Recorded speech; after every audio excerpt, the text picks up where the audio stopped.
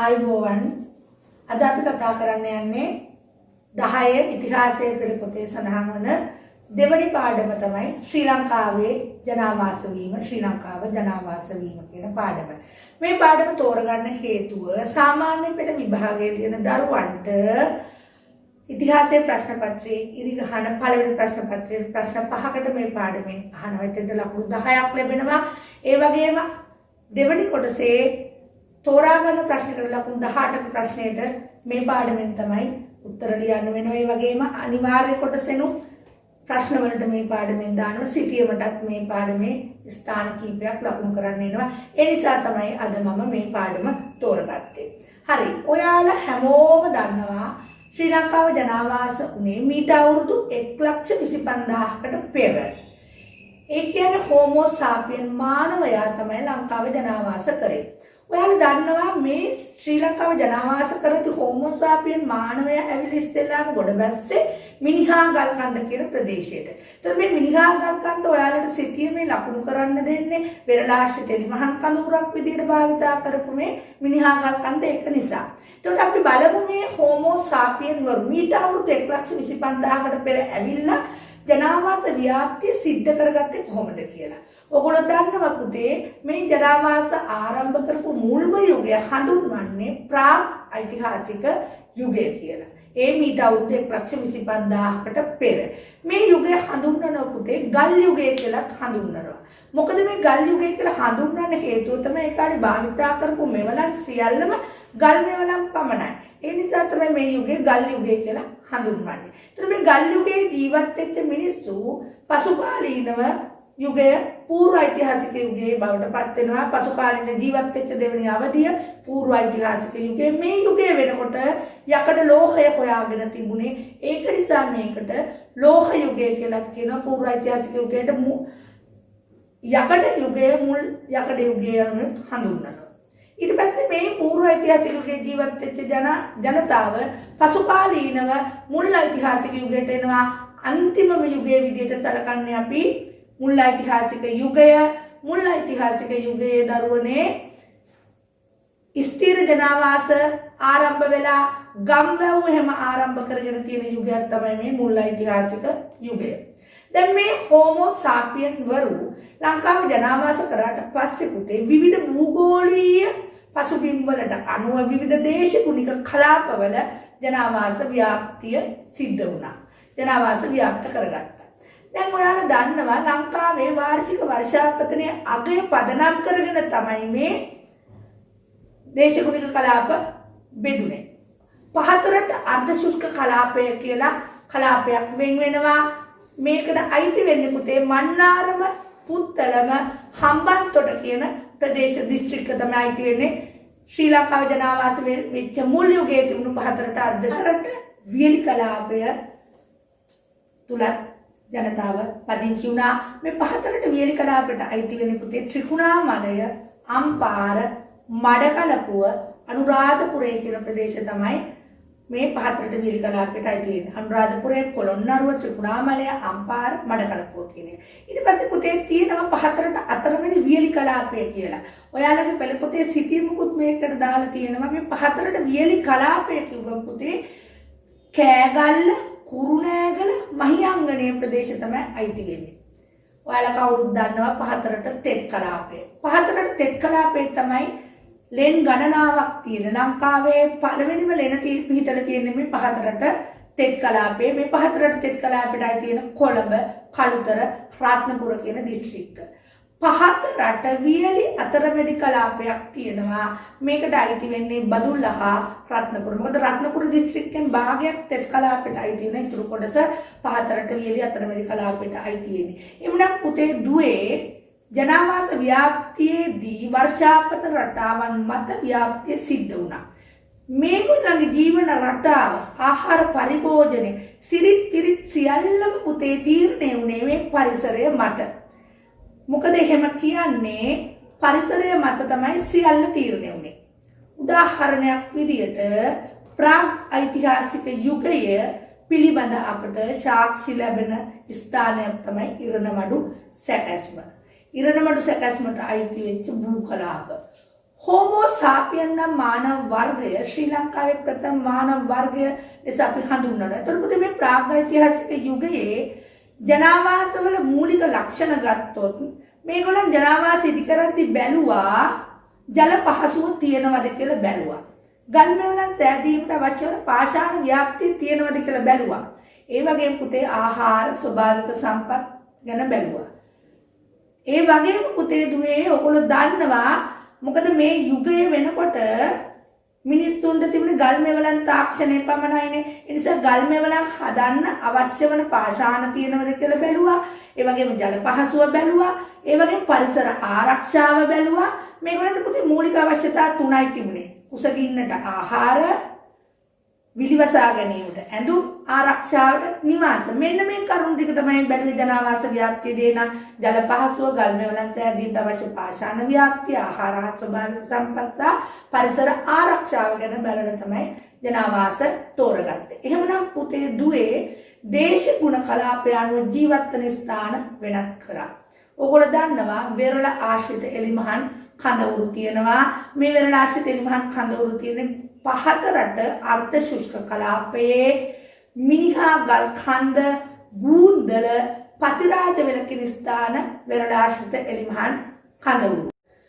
පහත රට තෙත් කලාපයේ ලෙන් වලත් ප්‍රාග්ඓතිහාසික මානවයා ජීවත් වුණා. ඔයාලා දන්නවා පුතේ ලංකාවේ පළවෙනිම ලෙන නැත්නම් පැරණිම ලෙන තමයි පාහියංගල ලෙන.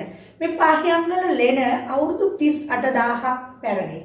පාහියංගල ලෙන පිහිටලා තියෙන පුතේ කළුතර දිස්ත්‍රික්කයේ හොරණ බුලත් සිංහල කියන ප්‍රදේශයේ මේ පාහියංගල ලෙනේ පහතරට තෙත් කලාපයට ඇති පාහියංගල ලෙනේ ප්‍රාග්ඓතිහාසික මානවයා ජීවත් වෙලා තියෙනවා.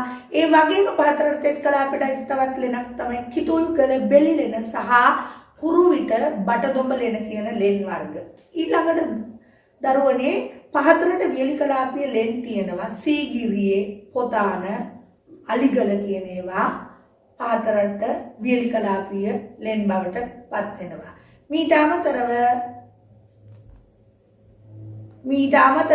පහතරට වියලි කලාපීය එලිමහන් වාසස්ථානයක් තමයි අලිගල.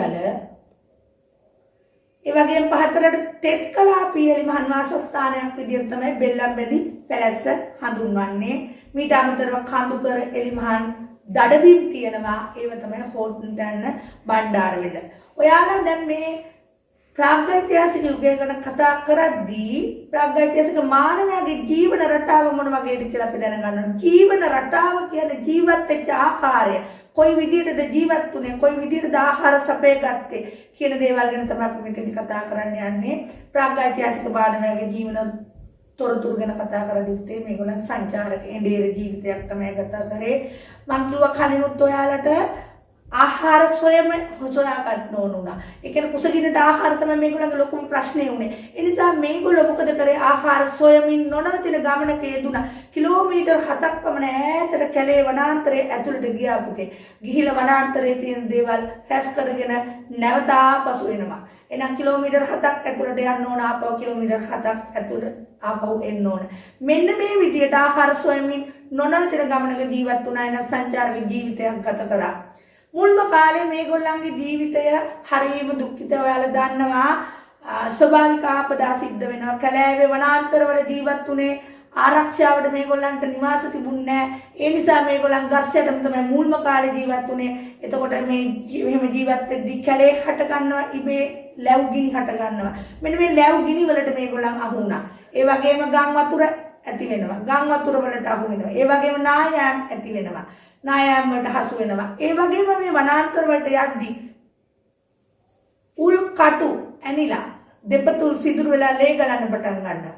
ඒ වගේම අලි කොටි වලස්සු වගේ සිව්පාසතුන්ගේ පහර කෑම වලට ලක් වුණා.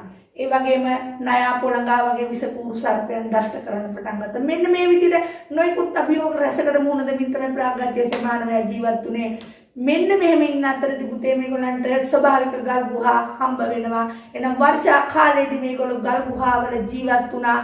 උෂ්ණ අධික කාලවලදී එලිමහන් ප්‍රදේශවල ජීවත් වුණා. මේගොල්ලෝ ජීවත් වුණේ පුතේ කණ්ඩායම් විදියට ගෝත්‍ර විදියට තමයි ජීවත් වුණේ. ගල් ගුහාවල මේගොල්ලන්ගේ මල සිරුරු පවා වඩ දමලා තියෙනවා. ඕගොල්ලන්ට සාක්ෂි හම්බ වෙනවා කිතුල්ගල බෙලිරෙන කුරුමිට බටදොඹලෙන වගේ ප්‍රදේශවල. අපි ඊළඟට කතා කරන්නේ මොනවද මේ ප්‍රාග්ධෛතිහාසික මානවයා ආහාර විදියට ලබාගත්තේ. මම ඔයාලට කිව්වා වනද්‍රව්‍ය රැස් කර ගැනීමෙන් ආහාර සපයගත්තා. දඩයමින් ආහාර සපයගත්තා. එහෙනම් ආහාර සපයගත්ත මාර්ග දෙක තමයි වනද්‍රව්‍ය රැස් කිරීම සහ දඩයම. එහෙනම් දඩයම් කරපු සත්තු ගොඩක් ඉන්නවා. ගවයා, ඒ වගේම ගවරා, කුළුමී හරකා, කළුවලහා, වල්ලූරා, හම්බාවා, ගෝනා, මීමින්නා වගේ සත්තු දඩයම් කරා. ඊට අමතරව ඔයාලට කතා කරන්න ඕන දෙයක් තමයි පුතේ මම කියවනේ දේශගුණික කලාපනුව තමයි ආහාර රටාව තීරණය වුණේ කියලා. එහෙමනම් පහතරට තෙත් කලාපේ ගොළු බෙල්ලන් බහුල වුණා. එහෙනම් මෙන්න මේ ගොළු බෙල්ලන් ආහාරයට ගත්තා. එහෙනම් පහතරට තෙත් කලාපේ හිටපු ගස් ගොළු බෙල්ලන් ආහාරයට ගැනීම ඒ කාලේ ජනයාගේ ජනප්‍රිය ආහාරයක් වුණා. ඒ වගේම හැබැයි වියලි කලාපේ ගත්තොත් වියලි කලාපේ හිටපු තලගොයා වගේ වියලි කලාපීය සත්තු තමයි දඩයම් කළ ආහාරයට ගත්තේ. ඊළඟට ස්වභාවික දිය කඩਿੱති තිබුණා පුතේ. මේගොල්ලෝ පරිසරයේ තෝරගනිතින් බැලුවනේ ස්වභාවික සම්පත් ව්‍යාප්තිය ගැන. එහෙනම් මේ ස්වභාවික දිය කඩਿੱති වලට හිටපු මිරිදිය මසුන් ආහාරයට ගත්තා. තිත්තයින් වගේ මාළු ආහාරයට ගත්තා. ශාකමය ආහාර ගොඩක් වෙලාවට දරුවනේ මේ පරිසරයේ මත තමයි තීරණය වුණේ. ඔයගොල්ලෝ දන්නවා පහතරට තෙත් කලාපයේ තියෙන වල්දෙල් කැලෑ කෙසෙල්. වල්දෙල් නැත්නම් කැලෑ කෙසෙල්. එහෙම නැත්නම් වල්දෙල් වලටම කියන අපි වල්දෙල් කැලෑදෙල් කියනවා. කැලෑ කෙසෙල් වගේ ආහාරයට ගත්තා. මොකද වල්දෙල් කැලෑ කෙසෙල් වගේ ඒවා පිෂ්ඨය ලබා ගන්න තමයි ආහාර වලට ගත්තේ. ඊළඟට ගෝනල අල කිතුල් ඇට දෝතලු වල ඇට. ඔයාලා දන්නවා කිතුල්ගල බෙලිලෙරෙන් අපට ආහාර සම්බන්ධව සාක්ෂි හම්බ වෙනවා. වසර 12500කට පෙර පුලුස්සා ආහාරයට ගන්නා ලද කැලෑදෙල්ලට පිළිබඳව සාක්ෂි හම්බ වෙලා තියෙනවා. එහෙනම් ඔයාලට තේරෙනවා පැහැදිලි වෙනවා දඩයම් කරපු සතුන් වගේම ශාකමය ආහාර මෙයාලගේ ජීවන රටාව පවත්වාගෙන යන ආහාර විදිහට ගත්ත කියලා. ඊටකට අපි කතා කරන්නේ තාක්ෂණය ගැන. ප්‍රාග්ධෛතිහාසික මානවයාට තිබුණු තාක්ෂණය මොනවද? ගල් මෙවලන් තමයි තිබුණු ප්‍රධානම මේ තාක්ෂණය. ගල් මෙවලන් කිව්වම සූත්‍ර ගල් මෙවලන්. ඒ වගේම කළු ගල් මිටිය, ඇඹරුම් ගල වගේ ඒවා. මේවා පුතේ තිරිවානා සහ කහඳ ගල් උපයෝගී කරගෙන තමයි තනලා තිබුණේ. මේ ගල් මෙවලන් භාවිතා කරේ සත්තු දඩයම් කරන්න භාවිතා කරා. ඒ වගේම පුතේ පොළව හාර ගන්න. ඔයගොල්ලෝ දන්නවා අර ගෝනල අල එහෙම හාර ගන්න ඕනේ. එතකොට හාර ගැනීම, තලා ගැනීම, සූරා ගැනීම, කපා ගැනීම, කොටා ගැනීම වගේ සියලුම දෙයට ගල් මෙවලම් භාවිතා කරා. එහෙනම් සතුන් දඩයම් කිරීමේ සිට කපා ගැනීම, සූර ගැනීම, තලා ගැනීම, හාරා ගැනීම, ඉරා ගැනීම, කපා ගැනීම වගේ සියලුම දේවල් වලට ගල් මෙවලම් භාවිතා කරා. ඒක නිසා තමයි මේ යුගය ගල් යුගය කියලා හඳුන්වන්නේ. ඊළඟට අපි කතා කරන්න යන්නේ අභිචාර විධි සිරිත් සම්ප්‍රදාය. අභිචාර විධි ගැන අපි කතා කරද්දී අභිචාර විධි සම්බන්ධව අපිට පැහැදිලිව සාක්ෂි තියෙන්නේ මිනි වැලලීම් සම්බන්ධව.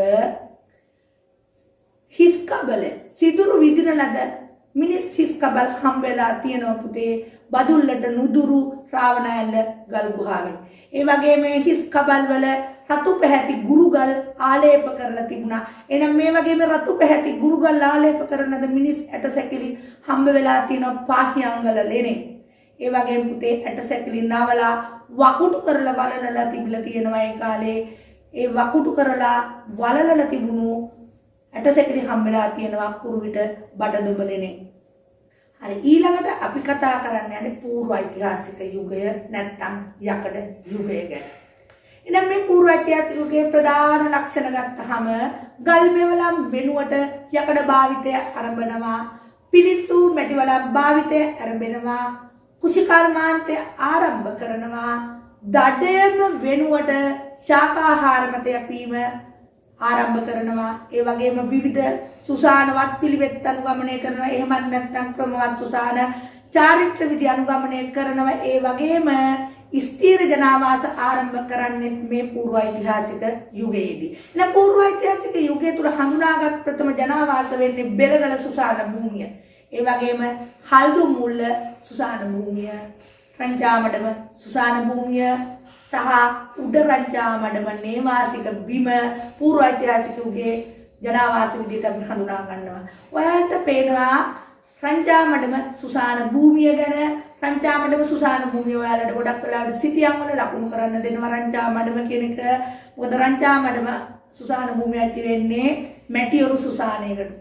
ඊළඟට පූර්ව ඓතිහාසිකයෝගේ ජනාවාසවල ජීවන රටාව ගත්තොත් එහෙම දැන් පූර්ව ඓතිහාසිකයෝ කියනකොට ස්ථිර ජනාවාස ආරම්භ කරලා තියෙනවා. එහෙම නම් ස්ථිර ජනාවාස ආරම්භ කරලා තියෙනවා.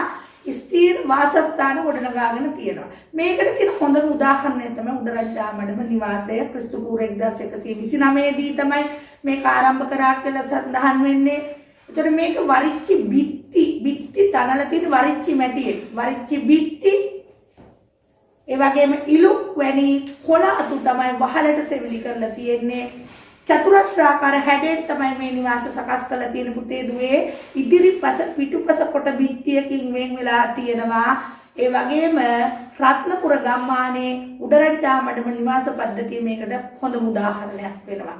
ඊට අමතරව පූර්ව ඓතිහාසිකයෝගේ ජීවත් වෙච්ච මිනිස්සු විශේෂයෙන්ම කාන්තාවන් තමන්ගේ රූසපුව ගැන සැලකිලිමත් වෙලා තියෙනවා. කාන්තාවන් රූපලාවන්‍ය උපකරණ භාවිතා කරලා තියෙනවා. මේවට තියෙන හොඳම නිදසුන තමයි මැටි පබළු භාවිතය. එහෙමනම් බලන්න මැටි වලින් පබළුවක් නිපදවලා ගලේ දාගෙන ඉඳලා තියෙනවා. එහෙනම් මැටි වලින් පබළුවක් නිපදවන්න නම් ඉතා සියුම් තාක්ෂණයක් තියෙන්න ඕන. ඒ වගේම ඇස් අඳුන් ගල්වල තියෙන ඕගොල්ලෝ දන්නවා ඔය ඇස් අඳුන් අඳිනවා. ඇස් දැනුත් අපි අඳිනවා කාජල් වගේම භාවිතා කරන නමුත් ඒ කාලේ ඇස් අඳුන් ගල්වල තියෙන ලෝහ කූරක් භාවිතා කරලා ඒ වගේම ඔයා මේකප් කරනවනේ දැන් කාලේ ඒ කාලෙත් එන කාන්තාව පූර්ව ඓතිහාසිකගේ කාන්තාවන් සිරුර වර්ණ ගන්නවන්න භාවිතා කරලා තියෙන කහ සහ රතු පාට ගුරුගල්. එනම් මේ ගුරුගල් ඌරච්චි කරන්න යොදාගත්තු ඇඹරුම් ගල් පවා ඒ කාලේ තිබිලා තියෙන. එහෙනම් කාන්තාවන් ඒ කාලේ තමන්ගේ රූසපුව ගැන සැලකිලිමත් වෙලා කියන එක අපිට පැහැදිලි වෙනවා. පූර්ව ඓතිහාසිකයෝගේ කැපී පෙනෙන ලක්ෂණයක් තමයි තාක්ෂණය. මොකද හොඳ දියුණු තාක්ෂණයක් මේ යුගයේ වෙනකොට තිබුණා. විශේෂයෙන්ම නිවාස ඉදිකිරීමේ තාක්ෂණය, මැටිපබළු නිපදවීමේ තාක්ෂණය, ඒ වගේම සුසාන ඉදිකිරීමේ තාක්ෂණය, ලෝහ යකඩ ලෝහය භාවිත කිරීමේ තාක්ෂණය මේ යුගයේ විද්‍යාවෙත් තියෙන. එහෙනම් අර ගල් මෙවලම් වෙනුවට ලෝහ පාවිත්‍යවෙත් තියෙනවා. එහෙනම් කුෂිකර්මාන්තයත් මේ යුගයේදී ආරම්භලනේ තියෙන්නේ. ඒ නිසා කුෂිකර්මාන්තයට අවශ්‍ය වෙන ගොවි උපකරණ කැත්ත, උදැල්ල, දෑකැත්ත වගේ උපකරණ තනාගෙන තියෙනවා.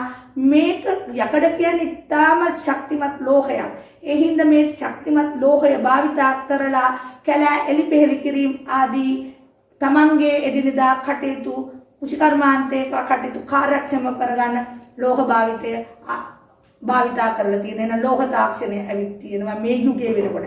ඊට මැටිබඳුන් තාක්ෂණය ආවිල්ලා තියෙනවා. මැටිබඳුන් තාක්ෂණය ගත්තම ඔයගොල්ලෝ දන්නවා රතු පැහැති පසුබිමේ සුදු පැහැති ඉරි යොදලා මැටි වලන් භාවිතා කරලා තියෙන. මැටි වලන් නිෂ්පාදනය කරලා තියෙන උඩම රංචාමඩම නිවාසයේ තිබිලා පින්තාරු කරන ලද මැටි වලඳක කොටස් හම්බ වෙලා තියෙනවා.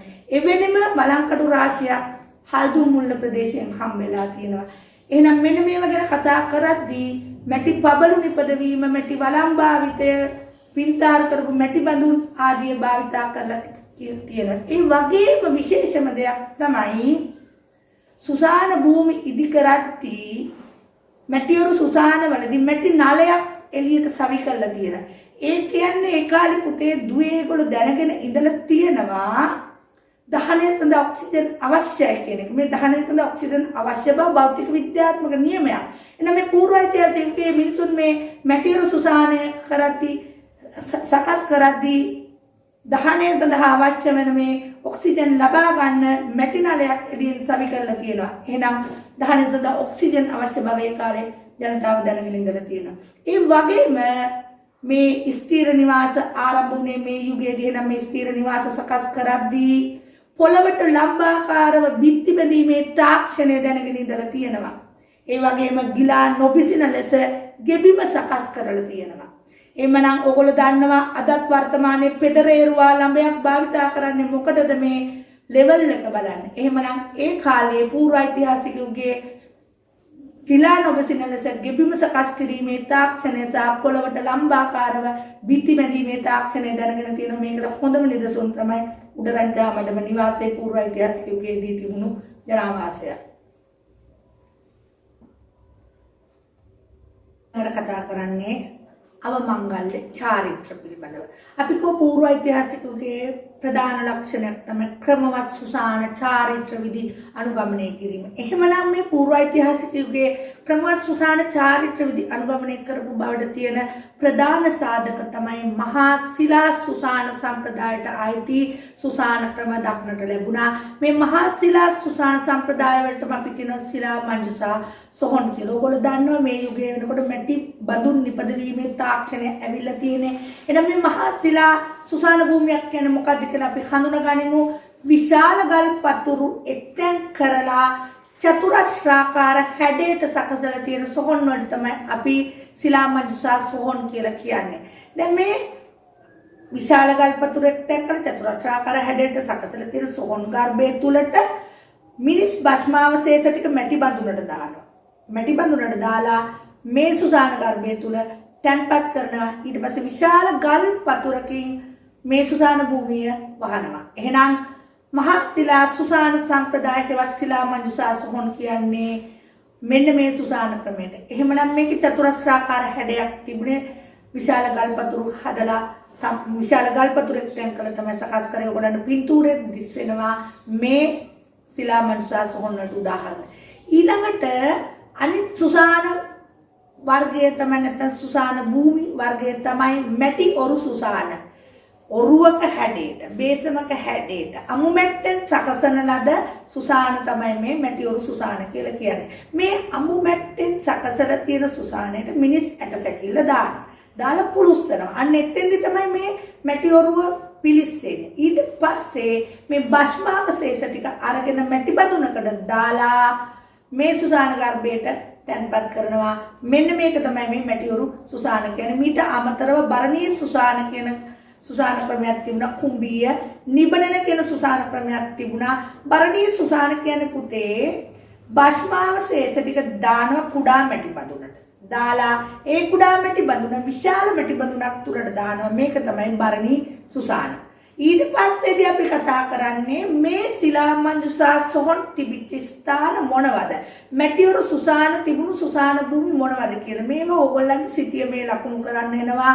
ඒ නිසා මේවා පටලවා ගන්න නැතුව ඔයාලා හරියටම බලන්න ඕන මේක මැටිඔරු සුසාන තිබිච්ච තැනක්ද නැත්නම් ශිලා මංජුසා සොහොන් තිබිච්ච තැනක්ද කියලා. එහෙනම් ඔයාලා දන්නවා දඹුල්ලට නුදුරු ඉබ්බන් කටුව මහ ශිලා සුසානය කියන්නේ ශිලා මංජුසා සොහොන් තිබිච්ච ස්ථානය.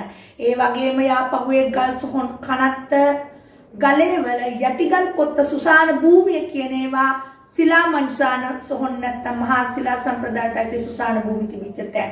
ඒ වගේම අපි ඊළඟට බලනවා මැටිඔරු සුසාන තිබිච්ච තැන් වලට උදාහරණ තමයි හල්දුම් මුල්ල, බෙරගල සහ රංචා මඩම කියන ප්‍රදේශ මැටිඔරු සුසාන තිබිච්ච ස්ථාන. ඔයගොල්ලන්ට සිතියමක් ස්ක්‍රීන් එකේ දිස් වෙනවා. ඒ සිතියමේ අපි පැහැදිලිව ලකුණු කරලා තියෙන පුතේ දුවේ ඔයගොල්ලන් හොඳට ඉගෙන ගන්න. මේ මැටිඔරු සුසාන තිබිච්ච තැන් කොතනද අපි සිතියමේ ලකුණු කරන්නේ? ශිලා මංජුසා සොහොන් තිබුණු තැන් කොතනද අපි සිතියමේ ලකුණු කරන්නේ කියලා මේ සිතියම අධ්‍යයනය කරලා ඉගෙන ගන්න ඔයාලා. ඊළඟට අපි කතා කරන්න යන්නේ මුල් ඓතිහාසික යුගය. එහෙමනම් අපි දැන් මේ ශ්‍රී ලංකාව ජනාවාස කරපු හෝමෝ සාපියන් වල යුග දෙකක් පහු කරගෙන ඇවිත් තියෙන පූර්ව ඓතිහාසික යුගයකට ඉතාමත් දියුණු මට්ටමකට ඇවිල්ලා තියෙනවා. දැන් ඊළඟට අපි කතා කරන්නේ මේ මුල් ඓතිහාසික යුගය. එහෙමනම් අපි බලනවා මුල් ඓතිහාසික යුගයේ ජනාවාස ව්‍යාප්තියට බලපාපු සාධක මොනවද කියලා. ඔයගොල්ලෝ දන්නවා එතකොට පූර්ව ඓතිහාසික යුගයකට කුෂ්කර්මාන්තය ආරම්භ කළා තියෙන්නේ. එහෙනම් මේ මුල් ඓතිහාසික යුගයේ ජනාවාස ව්‍යාප්තියට බලපාපු සාධක වෙන්නේ භූ භෞතික පසුබිම බැලුවා. වාර්ෂික වර්ෂාපතනය බැලුවා. ඒ වගේම පසේ ස්වභාවය බැලුවා. භූ විෂමතාවය කියන එක බැලුවා. ඒ වගේම සම්පත්වල ව්‍යාප්තිය ස්වභාවික සම්පත්වල ව්‍යාප්තිය බැලුවා. ජල වහනය කොයි ආකාරයද කියන එක බැලුවා. ඊළඟට අපි බලන්නේ මුල් ඓතිහාසික යුගයේ ප්‍රධාන ලක්ෂණ. විශේෂයෙන්ම මෙන්න මෙතෙන්දී මේ යුගයේදී තමයි වැවක් කේන්ද්‍ර කරගනිමින් ජනාවාස ආරම්භ කරනවා. එතකොට මේ වැවක් කේන්ද්‍ර කරගනිමින් ජනාවාස ආරම්භ කරනවට අපි කියන වාපී ගම්. නැත්තම් වැව් ගම්. එනම් වැවක් කේන්ද්‍ර කරගත්ත ජනාවාස ඉදි කරගෙන මුල් ඓතිහාසිකයේ ජනතාව ජීවත් වුණා. එතකොට මේ ගංගා වලින් ඈත් වියලි කලාපයේ බිම්වල වගාවට යොමු වුණේ ගංගා පිටාර යාම් නොතිබිච්ච නිසා.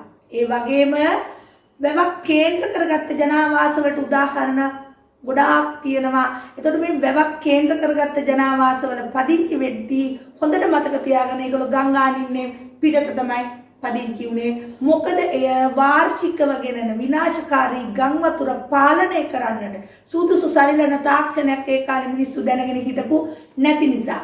එහෙනම් පස්සේ කාලෙදි තමයි මේ ගංගා හරස් කරලා අමුණු බැඳලා ඇල මාර්ග වලින් වගාවට ජලය ලබා ගත්තේ. එහෙමනම් ඕගොල්ලෝ දන්නවා ඉලනාග රජතුමා තමයි මේ මුලින්ම තිස්ස මහාරාම වැව ඉදි කරනවා. කිරිදිය හරස් කරලා අමුණක් බැඳලා තමයි මේ අමුණු තාක්ෂණය හොයාගත්තට පස්සේ තමයි මේ ගම් වතුර පාලනය කරන්න පුළුවන් උනේ. එනම් මේ වැවක් කේන්ද්‍ර කොටගත් ජනාවාස වලට උදාහරණ කිහිපයක් තියෙනවා. සුමන වාපී ගාම, විහාර වාපී ගාම, හුන්දිරි වාපී ගාම සහ කඩහ වාපී ගාම කියන ඒවා වැවක් කේන්ද්‍ර කොටගත් ජනාවාස නැත්නම් වැව් ගම් වලට උදාහරණ විදිහට අපිට දක්වන්න පුළුවන්. එතකොට මෙන්න මේ අපි වැව් ජනාවාස ගැන කතා කරනවා වගේම වැවේ කොටස් ඔයගලන්ට විභාගෙට එනවා. ඒ වගේම වැව් වමුණු හදපු තාක්ෂණය ගැන සඳහන් වෙනවා විභාගෙට. ඒ නිසා මගේ මීට කලින් වැව ගැන අපි වීඩියෝ එකක් කරලා දාලා තියෙනවා. හැමෝම වැවේ කොටස් සහ එක් කොටස් වලින් කෙරෙන කාර්යයන් මොනවද කියලා වැව වීඩියෝ එක නරඹීමෙන් ඔයගලන්ට වැඩි විස්තර දැනගන්න පුළුවන් වෙනවා. ඊළඟට අපි කතා කරන්නේ වැව් ගම් වගේම වාපී ගම් වගේම විවිධ වෘත්තිකයන් විසූ ගම් තිබුණා. ඒ කාලේ එහෙනම් ගොවියන් විසූ ගම් වෙනම ගම්මානයක් තිබුණා. ගොවියන් ජීවත් වෙච්ච ගම් ගොවියන් විසූ ගම් මේ කාලේ හඳුන්වන්නේ කසීකාර ගාම කියලා. ඊළඟ වඩුවන් ජීවත් වෙච්ච ගම් වෙනම තිබුණා. එහෙනම් වඩුවන් ජීවත් වෙච්ච ගම් වඩකී ගාම කියලා හඳුන්වනවා. ඒ වගේම ගොපල්ලන් විසූ ගම් තිබුණා. ගොපල්ලන් විසූ ගම් ගෝපාල ගාම, කේවට්ට ගාම කියන්නේ දීවරීන් විසූ ගම්. ඊළඟට බලන් හදන්නන් ජීවත් වෙච්ච ගම් කුම්භකාර ගාම කියලා හඳුන්වනවා.